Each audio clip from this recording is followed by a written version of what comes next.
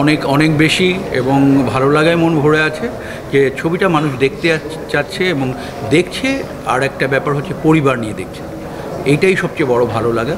আমরা ছোটোবেলায় যেমন দেখতাম যে ফুল ফ্যামিলি আসে, সবাই বাচ্চাদের নিয়ে আসে ছবি দেখতে, এই ছবিটা সবাই বাচ্চাদের নিয়ে আসছেন এবং দেখছেন, উপভোগ করছেন এবং শেষ পর্যন্ত ভালো বলে যাচ্ছেন। এটাই সবচেয়ে বড় প্রাপ্তি আমাদের। গল্পটা যদি ভালো হয়, পরিচালনা যদি ভালো হয়, তার মধ্যে যদি সুন্দর সুন্দর গান থাকে, প্রপার গান থাকে, তাহলে সেই ছবিটা একটা সময়কে অতিক্রম করতে পারে। তো ওই ইসের থেকেই, ওই তাড়না থেকেই গানগুলো করা।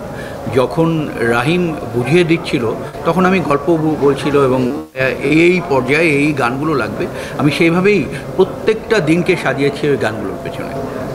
হয় কি, আমার ক্ষেত্রে যেটা হয়, যদি এমন দেখি যে যারা কাজ করতে আসছে তারা আমার সম্বন্ধে জানে ভালো, আমার অনেক আগের থেকে সব কিছু কখন কি করেছি না করেছি এরকম যখন বলতে থাকে, তখন আসলে একটা অন্যরকম ভালো লাগা, অন্যরকম একটা তাড়না তৈরি হয়। ওইটাও একটা কারণ কাজটা এভাবে এগিয়ে নিয়ে যাওয়ার। জানতে চাই, প্রিন্স মাহমুদ ভাইয়ের সাথে কাজ করেছেন, এই অভিজ্ঞতা নিয়ে একটু শুরু করতে চাই, তারপর আমরা জঙ্গলিতে যেতে চাই। আসলে আমি যখন গল্পটা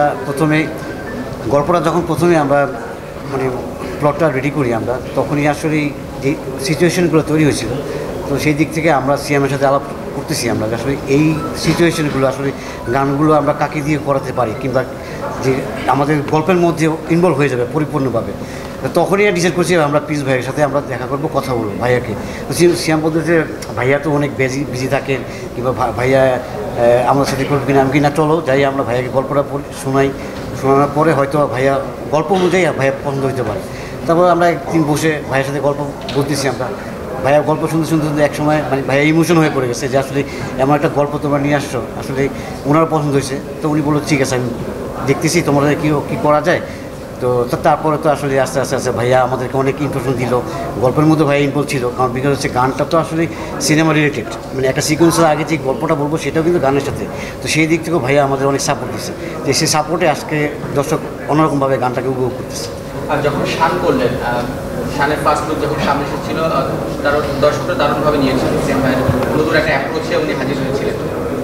তারপর একটা লম্বা গ্যাপ, তারপর হচ্ছে জঙ্গলি, সিএম ভাইয়ের একই অবস্থা, আবার সিএম ভাইকে নিয়ে ফিরলেন। আসলে এই আপনাদের কেমিস্ট্রিটা ধীরে ধীরে আরও সামনের দিকে এগোচ্ছে, কী বলবেন এই কেমিস্ট্রি? না, ডেফিনেটলি অবশ্যই এগোবে, কারণ অনেকটা থাকে না, হয় না, অনেকটা ঝুটিও হয়ে যায়।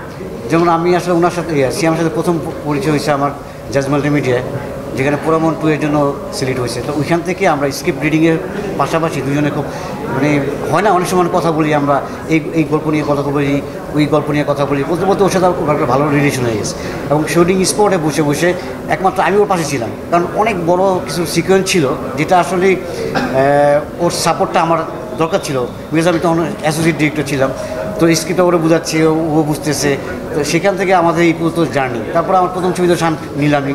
আমি চাচ্ছি শান তো সিএম তো আসলে রোমান্টিক চকলেট বয় বলে, তো আমি চিন্তা করছি ওকে আমি চেঞ্জ করে আমি অ্যাকশন নিয়ে আসবো, বিকজ হ্যাঁ শানে আমি যেন অ্যাকশন নিয়ে আসবো। কারণ আমার কাছে মনে হচ্ছে যে না, অ্যাকশন রোমান্টিক হিরো হলে যে অ্যাকশন করতে পারবে সেটা না, সেটা আসলে টোটালি আসলে পরিচালকের উপর ডিপেন্ড করছে। তো সেই দিক থেকে আমি সিএমকে ট্রাই করছি এবং দর্শক কিন্তু ভালোভাবে অ্যাকসেপ্ট করছে। আপনার দর্শকদের ফিডব্যাক পাচ্ছেন, কালকেও দেখলাম যে আপনি অনেকটা গোপনে হলগুলো ঘুরছেন, ভিতরে ঢুকছেন, এই যে দর্শকদের ফিডব্যাক সেটা আসলে কেমন অনুভূতি আপনাকে দিচ্ছে, আপনি কী বলবেন? আসলে এটা তো বলা মানে কী বলবো, এটা আসলে হৃদয়ের ব্যাপার।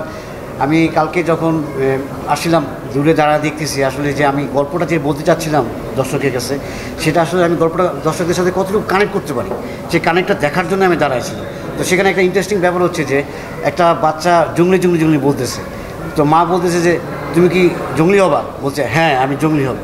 বিকজ হচ্ছে জঙ্গলিটা আমরা দূর থেকে দেখতেছি যে আসলে একটু রাফ অ্যান্ড টাফ, একটু অন্য টাইপের, কিন্তু আসলে জঙ্গলির ভিতরে যে মনটা আছে সেই মনটা আসলে বাচ্চাটা ধরে ফেলছে যে না, আসলেই জঙ্গলি যে মনটা, সেই মনটা আসলে সবারই হওয়া উচিত। কারণ কি একটা মানুষ প্রথম ভালো থাকে, অনেক সময় খারাপ হয়, আবার চেঞ্জ হয়। এই চেঞ্জটা কিন্তু জঙ্গলি দিয়েই আসলে সিএমের ক্যারেক্টারটা তৈরি হয়েছে, সেটা বাচ্চারা কিন্তু কানেক্ট করতে পারছে। তো তো সেই দিক থেকে আসলে আমি খুবই আলহামদুলিল্লাহ খুবই গর্বিত যে আসলে দর্শকদের সাথে, ছোটো বাচ্চাদের সাথে, ফ্যামিলির সাথে, সব অডিয়েন্সের সাথে যে জঙ্গলি ছবিটা আসলে কানেক্ট হয়েছে, এর জন্য আসলে আমাদের টিমকে আমি থ্যাংক ইউ জানাই, কারণ টিমও অনেক পরিশ্রম করছে। আমার এই সহযোগী প্রযোজক আছেন, তারপর রাইটার আছেন, বসে আছেন, আমাদের অক্লান্ত পরিশ্রম, প্রিন্স ভাইয়ের পরিশ্রম, তো দর্শক সেটাকে আমরা অ্যাপ্রিসিয়েট করতে, সেই দর্শকগুলো আমাদের ফিডব্যাক দিচ্ছে, এবং এগুলো খুবই ভালো লাগছে। এবং অবাক ব্যাপার কি, ওরা করতে কি আমাকে ছবির মতন বলতে গেলে এঁকে এঁকে দিত যে এরকম গানগুলো এরকম হবে ভাইয়া, এরকম যাচ্ছে, করছে, সুরগুলো ওইভাবে মানে আমি সিলেক্ট করতাম যে ওদের গল্প, মানে গল্প অনুযায়ী প্রত্যেকটা গান ওইভাবেই আমরা ঠিক করেছি।